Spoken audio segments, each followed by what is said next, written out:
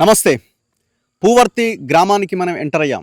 నా వెనకాల కనిపిస్తున్నది హిడ్మా పుట్టిన నేల ఇది.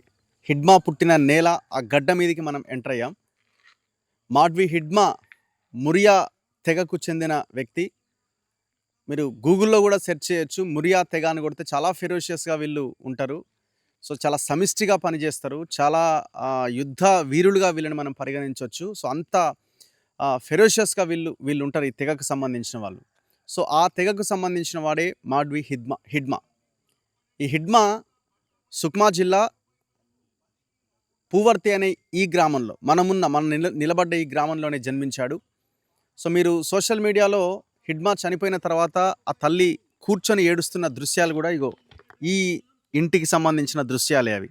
సో, ఆ ఇంటి ముందే ఆమె కన్నీరు పెడుతూ ఏడుస్తున్న దృశ్యాలు మనం సోషల్ మీడియాలో చూడడం జరిగింది. అన్ని టీవీల్లో చూడడం జరిగింది. సో, హిడ్మా పుట్టినటువంటి ప్లేస్ ఇది. కానీ ఇక్కడ ఆ తల్లి లేదు. ఇక్కడి నుంచి ఒక 5-6 కిలోమీటర్ల దూరంలో ఆమె ఉంటున్నది. కారణం ఏంటి అంటే, ఈ పోలీస్ క్యాంపులు ఇవన్నీ ఏర్పాటైన తర్వాత పదే పదే పోలీసులు ఇక్కడికి రావడం, ఆమెను ఇంట్రాగేట్ చేయడము, మీ కొడుకు వచ్చిండా, ఏంటి, ఏమన్నా ఇన్ఫర్మేషన్ ఉందా అని పదే పదే అడగడము. వీటి వల్ల ఆమె వీళ్ళ నుంచి వీళ్ళ బారి నుంచి బయటపడడానికి ఈ ఈ యొక్క టార్చర్ తట్టుకోలేక ఆమె ఆల్మోస్ట్ ఒక 6-7 కిలోమీటర్స్ అవతల ఇంకొక ఇల్లున్నది వాళ్ళది. ఇల్లంటే పెంకులతో కట్టుకున్నటువంటిది. సో, అక్కడ ఆమె ఉంటున్నది. ఇప్పుడు అక్కడే ఉన్నది ఆమె. మనం ఇక్కడి నుంచి అక్కడికి వెళ్ళాలంటే రోడ్డు ఉండదు. అడవిలోంచి మనం వెళ్ళాలి. ఖచ్చితంగా అక్కడికి కూడా వెళ్ళే ప్రయత్నం చేద్దాం. ఒక్కసారి ఈ ఈ ఈ ఆహ్లాదకరమైన వాతావరణం ఒకసారి చూడండి. మనకి ఎన్ని కోట్లు పెట్టినా దొరకనటువంటి వాతావరణం, ఒక అద్భుతమైన పర్యావరణ హితమైనటువంటి వాతావరణం ఇది. ఎక్కడ చూడు చెట్లు, పక్షులు, ఆవులు, జంతువులు, చాలా అద్భుతమైన ప్రాంతం కింద మనకు కనిపిస్తుంది. పెద్ద పెద్ద చెట్లు. సో, చాలా ఆహ్లాదకరమైన వాతావరణం. ఎక్కడ కూడా పొల్యూషన్ అనేది ఉండదు. సో, చూడండి ఒకసారి పశువులతోని ఈ ప్రాంతం ఎంత అద్భుతంగా ఉన్నదో. సో, చాలామంది బయట నుంచి వచ్చే వ్యక్తులు, చిన్న చిన్న కూరగాయలు, ఉల్లిగడ్డలు అమ్మే వ్యక్తులు కూడా ఇక్కడికి వచ్చి వేరే వేరే ప్రాంతాల నుంచి వచ్చి ఇక్కడ వాళ్ళ దగ్గర నుంచి కొనుగోలు చేసి కొనుక్కుంటూ ఉంటారు. సో, ఇంకా వీళ్ళకి ఈ గ్రామం తప్ప, ఈ ఈ గూడెం తప్ప ఇంకొక వేరే మార్గం లేదు. ఇంకా వీళ్ళు బయటికి కూడా వెళ్ళారు. వేరే వాళ్ళు పెద్దగా ఇక్కడికి రారు, వీళ్ళు బయటికి వెళ్ళరు.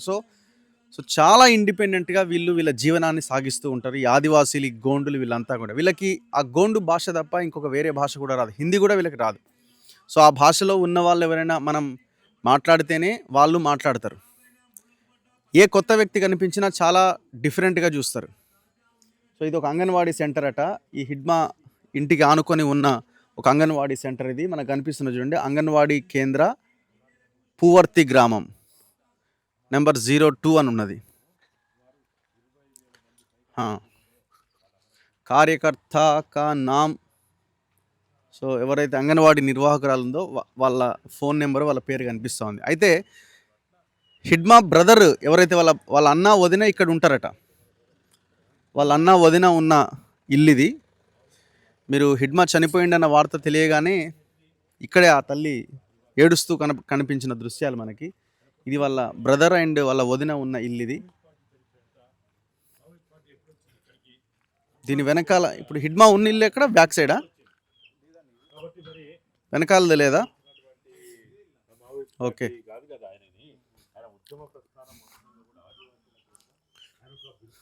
సో, ఒక్కసారి చూడండి ఎంత అద్భుతమైన వాతావరణము. ఇక్కడే హిడ్మా జన్మించినటువంటి ప్రాంతం ఇది.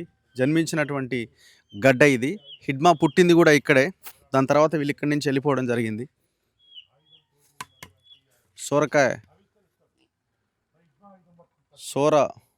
సోరకాయతో తయారు చేసింది.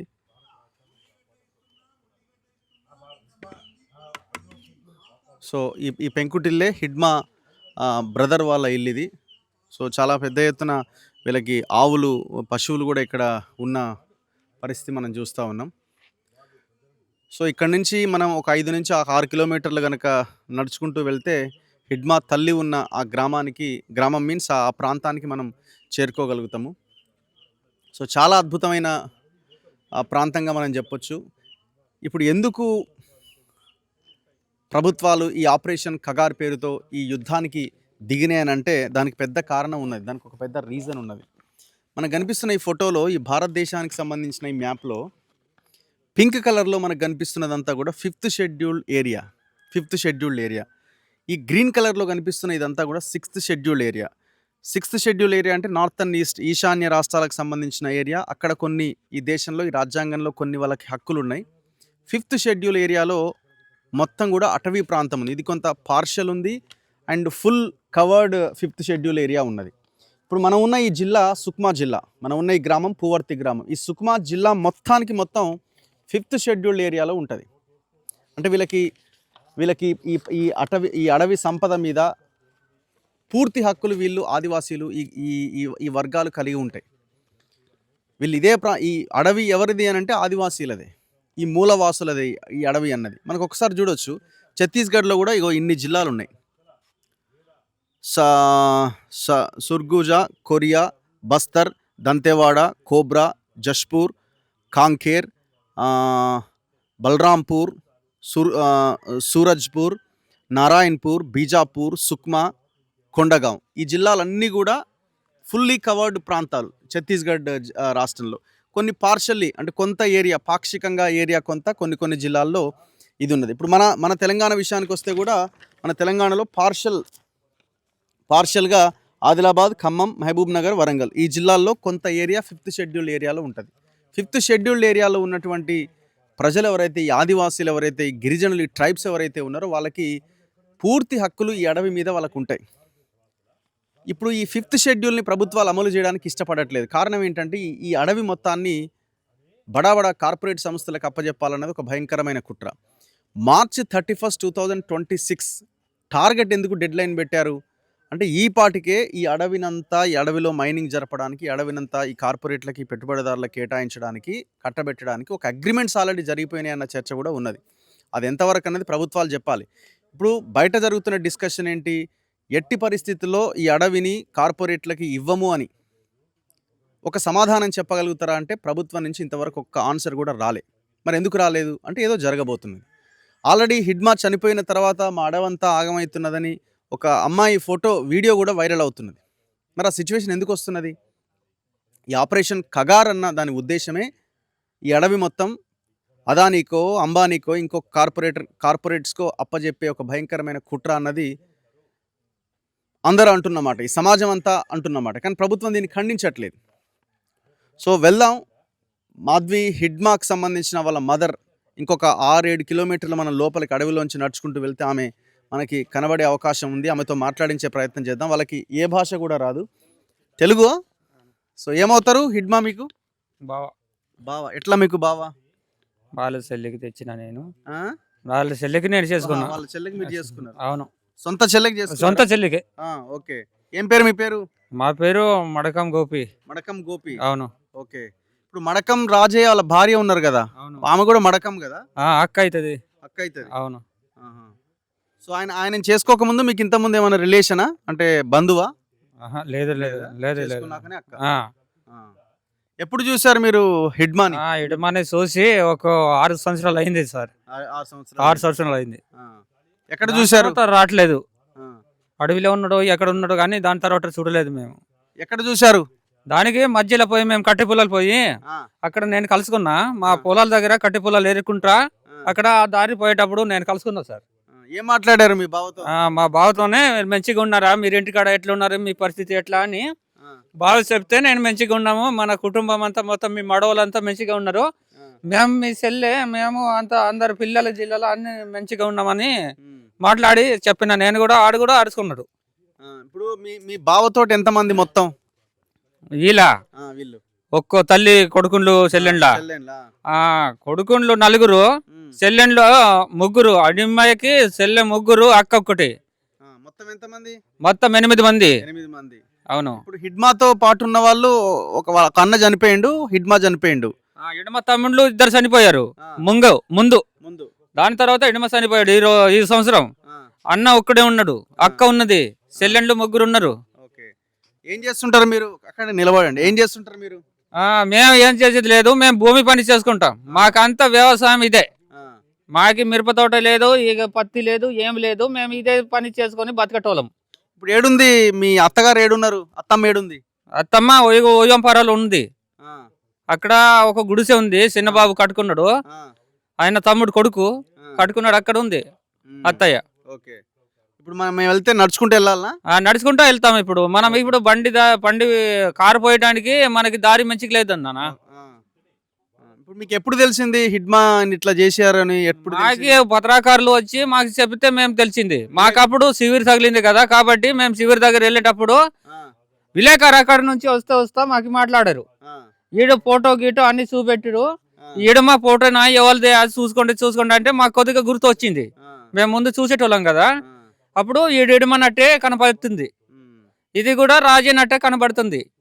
మాకు అట్లా అంటే కాల్పులు జరిగినాయి, ఎన్కౌంటర్ అని అంటున్నారు, లేదు పట్టుకొని పోయి కాల్ చేసారు అంటున్నారు. మీకు ఏమనిపిస్తుంది? మాకి పట్టుకొని పోయి కాల్ చేస్తున్నారని మాకు కూడా అనిపిస్తుంది. ముందు చెప్పారు, మాకు కూడా తెలియకుండా ఎన్కౌంటర్ అయిందేమో. వాళ్ళ తుపాకులు ఆయుధాలు ఎక్కడ పెట్టి వాళ్ళ ఎన్కౌంటర్లు, వాళ్ళు కూడా ఆయుధాలు, వీళ్ళు కూడా ఆయుధాలు కదా, వీళ్ళకి కూడా దెబ్బ తగులునేగా.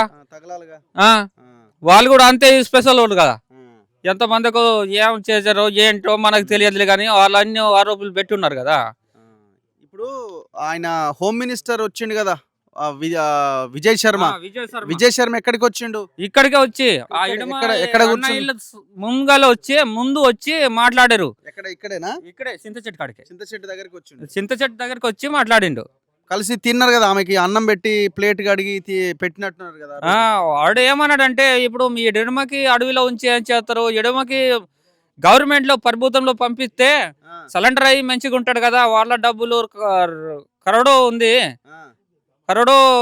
డబ్బులు, కానీ వాళ్ళ డబ్బులు వాళ్ళకి వస్తాయి, మీరు ఎంతో వ్యవసాయం చేసి బతుకుతే బతకండి కానీ వాళ్ళకి పంపించండి అని విజయ్ శర్మ వచ్చి బాగా చెప్పిపోయి ఇట్లా చేసిండు. అంటే వాళ్ళు అంటే మనసులో మంచి ఆలోచనతోనే వచ్చి ఉంటారా, లేకపోతే చెడు ఆలోచనతోనే మీ దగ్గరికి వచ్చిర్రా వాళ్ళ అమ్మ దగ్గరికి, మీ అత్తమ్మ దగ్గరికి? మాకు తెలియదు నాన్న. మాకు తెలిస్తే మేము చెప్తాంలే, కానీ పైనుంచి ఎట్లా అడ్రస్ ఉందో అడ్రస్ పట్టుకొని ఆడు ఇక్కడ దిగిండు. ఇక్కడ దిగి అన్ని మాటలు మాట్లాడితే నిజం అనుకున్నాం మేము. పేద మంత్రి కదా, మాకు అందరికి సాయం చేస్తాడు ఏదో ఒకటి అని మేము ఆలోచించాం. హిడ్మా మీ బావగారిని దేశం మొత్తం గొప్ప వ్యక్తి కింద చూస్తున్నారు. అంటే మీకు ఏమనిపిస్తున్నది? అంటే మీరు ఫోన్లు ఇవన్నీ చూడరు కదా, ఏం చూడరు, కానీ మేము చూస్తాం హైదరాబాద్ అక్కడ ఉండి చాలా గొప్పగా చూస్తున్నారు ఆయనని. కొంతమంది అంటున్నారు ఈయన పోలీసులను చంపిండు, లేకపోతే ఈయన దేశద్రోహి అని కూడా కొంతమంది మాట్లాడుతున్నారు. మీరు ఎట్లా ఆయన గొప్పోడనే అంటారా? అట్లా కాదు, మన దేశంకి అంతా సుఖం చేద్దామని, ఇప్పుడు అడవిలకి బచ్చా ఇద్దామని, జల్ జంగల్ जमीन को बचाने के लिए वो इतना परेशान हो रहा है. गांव वाले आदमी को सबको देखने के लिए, माँ बाप के लिए नहीं है सर, माँ बाप के लिए नहीं है, कुटुंबम के लिए नहीं है, दुनिया का आदमी को सबको हिडमा लड़ाई कर रहा है. దేశం కోసం పనిచేసిండు, దేశం కోసం యుద్ధం చేస్తుండు. సొంతానికి ఏం పని చేయలేదు. సొంతానికి కాదు, అమ్మ తల్లికి తండ్రికి కాదు, దేశం ప్రజల గురించి యుద్ధం చేస్తాడు. మీ అత్తమ్మతో మీరు మాట్లాడారు కదా చనిపోయిన తర్వాత, ఆమె ఎంత ధైర్యంగా ఉన్నదా కొడుకు గురించి ఆలోచించి? ఏమంటున్నది? ఇప్పుడు ఒక కొడుకు ఉండి ఇప్పుడు దేశంకి ప్రజల గురించి పోయిండు యుద్ధం చేస్తానికి, కానీ ఇప్పుడు ఒక్కరికి కాదు, నాకు కాదు, నా తండ్రికి కాదు, నా తల్లికి కాదు, మా కుటుంబంకి కాదు అని ఆలోచించింది. ఇప్పుడు మళ్ళీ ఒక్కడే కొడుకున్నాడు, ఇప్పుడు వాళ్ళకి ఎట్టి చేస్తారు కాబట్టి అంటుంది. అది ఇప్పుడు ఇందులో ఉన్న ఒక్క ఆయన మిగిలిండా? హిడ్మా మిగిలిండు, అన్నయ్య ఉన్నాడు. అన్నయ్య ఉన్నాడు. ఇప్పుడు మిగతా వాళ్ళంతా ఎట్లా చనిపోయారు? హిడ్మా అన్న వాళ్ళు తమ్ముళ్ళు మొత్తం జబ్బులతోటే చచ్చిపోయారు. ఆయన ఇద్దరలా పెళ్ళి అయినారు, కానీ పిల్లలు ఉండరు. చిన్న తమ్ముడికి ఒక ఇద్దరు కొడుకులు, ముగ్గురు. ఒక ముందు చచ్చిపోయాడు కదా తమ్ముడు, ఆయనకి ఒక బిడ్డ.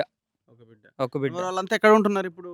వాళ్ళు చిన్న తమ్ముళ్ళు కొడుకులు పెండ్లాలు ఇక్కడ ఉన్నారు, భార్యలు ఇక్కడే ఉంటున్నారు. మీరు రోజు ఏం పని చేస్తారు? అంటే వ్యవసాయం ఉందా? ఏం పండిస్తారు? మేము వడ్లే పండిస్తాం. దాని తర్వాత కోసర అలకటోళ్ళు, కానీ కోసర అలకట్లేదు ఇప్పుడు. దాని తర్వాత ఏం లేదు, వడ్లే పండిస్తాం. ఇప్పుడు కోత ఉంది. దాని తర్వాత మిరపకూలి, ఏదైనా ఒక కూలిపోతాం. దాని తర్వాత ఇప్పు పువ్వు వస్తే ఇప్పు పువ్వు ఏరుతాం. దాని తర్వాత ఆకు వస్తే ఆకు కోసేస్తాం. ఇప్పుడు మీరు పోలీసులు ఏమైనా ఇబ్బంది పెట్టేదా హిడ్మా అడవిలో ఉన్నప్పుడు ఆయన మాకు ఆ? ఒకటి చెప్పేటోలే ఏమనేది ఎడమ వస్తూనే ఉన్నాడు. మీ దగ్గరికి వచ్చి మీ దగ్గరికి మాట్లాడుతూనే ఉన్నాడు. మీరు చెప్పరు, చెప్తలేరు మీరు మీరు చెప్తలేరు.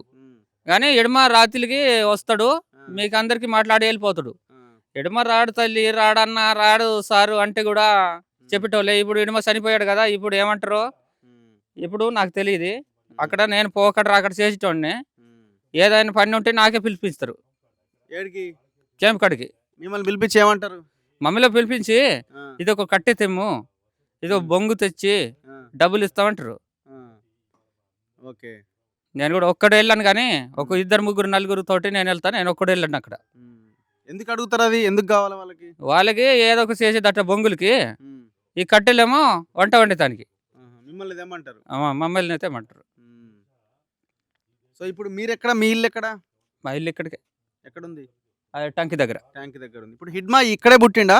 ఇడమ ఇక్కడే పుట్టింది, కానీ ఆ ఇల్లు లేదు. ఇల్లు లేదు ఇప్పుడు, అటు శివుర ఉంది. చివర ఉంది. శివుర ఆ. ముందు కట్టిన ఇల్లు. ఎక్కడ ఆయన ఎక్కడ చదువుకున్నాడు? ఆయన చదువుంది లేదు. ఆ. ఆయన ఇక్కడ ఆయన 10 చదివిండు, 7 చదివిండు అని అంటున్నారు కదా? అని ఇక్కడ మేము అందరం కలిసి ఆడేటోళ్ళం. ఆ, ఆయన మేము కలిసి ఆ. ఆడేటోళ్ళం. ఆ. ఆయన పెద్ద, మేము చిన్నోడు. చిన్నోళ్ళు. కానీ ఆ, ఏ స్కూల్ పోయింది లేదు ఇక్కడ. ఓకే. స్కూల్ ఇక్కడ ఒక మడకం సార్ అనేటోడు వచ్చి డబ్బా గుంపులో ఒక స్కూల్ ఉంది. ఉమ్, అక్కడ అనార్కం ఇమిలి ఏంటి ఇది ఆ, మాత్రలు అక్కడే నేర్చుకున్నాడు, కానీ ఆ, దాని తర్వాత ఎక్కడ నేర్చింది లేదు. ఓకే. ఇప్పుడు ఎట్లా మరి? ఇప్పుడు మీరు ఇక్కడ నుంచి మిమ్మల్ని పంపించి మంచి ఇల్లు ఏదైనా కట్టించి అక్కడికి పంపిస్తే పోతారా? మేమా ఆ, మాకు ఇక్కడ వ్యవసాయం ఉంది కదా భూమి, ఓకే. మరి ఎందుకు పోతాం మేము అక్కడ? పోరు, ఏం పోరు. మేము పోం. ఉమ్. మరి ఎట్లా ఇప్పుడు ఇదంతా వేరే వేరే పెద్ద పెద్ద వాళ్ళకి ఇచ్చేస్తారట కదా భూములు, ఇవన్నీ అడవి అంతా? అట్టనే చేసేటట్టు ఉన్నారు, కానీ మేము ఎట్ట విడిస్తాం మరి? మనం పోరాటం చేసేది. ఇప్పుడు పోరాటం చేయకుండా మనం ముందు ఇక్కడ పుట్టి మనం ఇప్పుడు వేరే ఉమ్, బస్తి కడ పోయి మనం ఏం చేయాలా, ఏంటి, ఎక్కడ బతకాలా, ఏటి కట్టె పుల్లలా ఏంటి, అది జాగా గీగ దొరకదు కదా నాన్న. ఇప్పుడు మీ పెళ్ళి అయినప్పుడు రాలే హిడ్మా? రాలేదు, రాలే. రాలే. 6 ఏళ్ల కింద చూసినావు? రెండ్లకి కింద చూసిన. దాని తర్వాత మేము చూడట్లేదు. అన్నాడా అంటే ఎట్లా ఆరోగ్య సమస్యలు ఏమన్నా ఉన్నాయని ఏమైనా చెప్పిండా మీకు? లేదు లేదు లేదు చెప్పట్లేదు. ఆరోగ్యాలు ఉంటే మేమే చెప్పేటోళ్ళం కదా, ఇలాంటి సమస్య ఉన్నది, ఇలాంటి సమస్య ఉంటే ఏదో ఒకటి ఇలా టాబ్లెట్లు ఏది ఇద్దామంటే ఇస్తుండే, కానీ ఏం చెప్పట్లేదు. ఏం చెప్పలేదు. లేదు. సో వాళ్ళ అమ్మాయి గురించి కూడా ఏం అడగలేదా? అమ్మాయి గురించి వాళ్ళ అమ్మ మంచిగా గురించి? ఉండండి, అమ్మ గురించి మంచిగా ఉండండి, ఆ, కానీ ఏం ఇబ్బంది ఉంటే ఎవరికైనా లెటర్ అన్న రాసి పంపండి, ఎక్కడన్నా ఎక్కడ నాకు ఇచ్చేస్తారు కానీ అని చెప్పిండు. ఈ పశువులన్నీ మీయేనా? పశువులు మా వాళ్ళే, వాళ్ళ వాళ్ళ అక్కయ్య. వాళ్ళ అక్కయ్య అవన్నీ? హిడ్మా వాళ్ళ అక్కయ్య. ఇడుమ వాళ్ళ అక్కయ్య. పాలు ఇదిగో ఈ పచ్చులు ఇడుమగాలు అన్నయ్య. ఏది? అది ఈ వెనకాల ఉన్న పశువులు వాళ్ళ అన్నయ్య. ఓకే. అయినా ఈ తమ్ముడు పచ్చులు అక్కడే ఉన్నాయి. వాళ్ళ అక్కడే ఉంది. అక్కడే ఉన్నాయి ఓయంపర్లు. సరే వెళ్దామా మరి? మీ అత్తమ్మ దగ్గరికి నడుచుకుంటూ వెళ్ళాలి మనం? నడుచుకుందా వెళ్దాం. వెళ్దాం. ఓకే. సో వాళ్ళ బావగారేనా అంటే హిడ్మా వాళ్ళ చెల్లెని ఈయన చేసుకున్నాడు అన్నట్టు. మిగతా వాళ్ళు ఏడున్నారు? మీ మీ ఏమంటారు మీరు? మీ మీ భార్య వాళ్ళ చెల్లెళ్ళు వాళ్ళ భర్తలు ఏడున్నారు? మా భార్య చెల్లెలా అటు నెల్లిమడుగు అని మద్దడు ఉన్నాడు. ఒకటే మా భార్య చెల్లె మద్దడు ఉంది. ఒక్క అమ్మాయి నేను చేసుకున్నా. దాని తమ్ముడు దాని అన్నయ్య అక్కడ ఉన్నాడు ఓయంపరలో. ఒక చిన్న తమ్ముడు ఇక్కడే ఉన్నాడు. మీ పిల్లలు ఎంతమంది పిల్లలు నీకు? నాకా ఒక అమ్మాయి నక్సలైట్లో పోయింది, దానికి కూతురా? మా కూతులే. ఒక్క అమ్మాయి చనిపోయింది. అమ్మాయితోటే నక్సలైట్ల దగ్గర పోయిన అమ్మాయితోటే ఇప్పుడు 3 కొడుకుళ్ళు, అమ్మాయిలు 3, 6 నాకే. మీకా? అవును. ఇప్పుడు ఆ అమ్మాయి నక్సలైట్లకు ఎందుకు పోయిందో మీకు చెప్పే పోయిందా? నాకు చెప్పట్లేదు. నేను ఈ పని ఇప్పుడు చేయకుండా నీవు అట్టనే తిరుగుతున్నావు కదా, ఎట్లా పని జరుగుతుందని నేను ఒక్క చెంప కొట్టాను. నేను అమ్మాయికి కూతురికి కొడితే అది నేనేటో చుట్టాలకు పోయింది అనుకున్నా. నేను ఈ కోపం గురించి చుట్టాలకి ఏటో పోయింది, నాకేం తెలుసు ఇటు పోయిందని. అది ఉరికింది నాకు తెలియదు. ఇప్పుడు ఏడుంది మరి? ఇప్పుడు అది ఎడమకి పట్టుకొని చంపేశారు కదా! ఆ, అప్పుడే అది కూడా దొరికింది. ఆ. రాజమండ్రిలో జైలు ఉందట. ఓహ్! మరి పోయి చూసుకున్నావా మరి మీ లేదు లేదు బిడ్డని? లేదు ఆ, పోంది లేదు. పోలే. పోలే. మరి మీకు పిలవలేదా? మీకు పిలవలేదుగా. ఆ, అందుకే అది రన్ అవుతా ఉంది కదా! ఆ, సుకుమాలో సిలిండర్ అయింది. ఆ, ఆ రన్ అవుతా చెప్పింది అప్పుడు మళ్ళీ. ఏం పేరు బిడ్డ పేరు? బుజ్జి మంగ్లీ. బుజ్జి మంగ్లీ. అవును. అందులో పార్టీలో ఏం పేరు? మంగ్లీ అని మంగ్లీ. ఇంటి పేరు బుజ్జి. బుజ్జి. అవును. రాజమండ్రి జైల్లో ఉందా ఇప్పుడు? రాజమండ్రి జైల్లో ఉంది అనుకున్నారు. ఆ. మరి ఇప్పుడు వస్తే తీసుకొస్తారు కదా మీరు? తీసుకొస్తామండి. ఆ, తీసుకొస్తాం. ఉమ్, నేను వెళ్తాను అనుకుంటున్నా కానీ వెళ్ళట్లేదు. ఆ. కొద్దిగా కోత ఉంది. దానివల్ల ఎంత వయసు ఉంటుంది అమ్మాయిది? అమ్మాయిది 19 ఎంతో ఉంటుందో. 19. ఏ అవును. సంవత్సరంలో పోయింది? అది 2003కేమో. అంటే మీ మీ మీ ఆయన బామ్మర్ది దగ్గర హిడ్మా దగ్గరికే పోయిందా? ఎడమ దగ్గరికే ఉండేది. ఆహా. మామయ్య అని వాళ్ళతోటి తిరిగేది అది. సో హిడ్మా వల్ల బావ అయిన వాళ్ళ చెల్లెని ఈయన ఈయన చేసుకున్నాడు. ఇదే ఊరు వీళ్ళంతా. ఇక్కడే కలిసి ఆడుకునే వాళ్ళు. సో హిడ్మా ఎప్పుడో ఆయన 16, 17 సంవత్సరంలోనే పీపుల్స్ వార్‌లోకి ఎంటర్ అయ్యిండు. అతి చిన్న వయస్సు గలవాడే హిడ్మా సెంట్రల్ కమిటీలో సెంట్రల్ కమిటీ స్థాయికి ఎదిగిండు. ఇప్పుడు మీరు మావోయిస్ట్ సెంట్రల్ కమిటీలో అంతా కొంత అగ్రవర్ణాల వాళ్ళు మిగతా కమ్యూనిటీస్ ఉన్న గోండ్లు ఆదివాసీలు ఎవరు లేరు. ఏకైక ఆదివాసీ ఏకైక ఆదివాసీ హిడ్మా. సో హిడ్మా వాళ్ళ ఇల్లిది. హిడ్మా ఇక్కడే పుట్టిండు. హిడ్మా వాళ్ళ అన్న, వదిన ఇప్పుడు ఇక్కడే ఉంటున్నారు.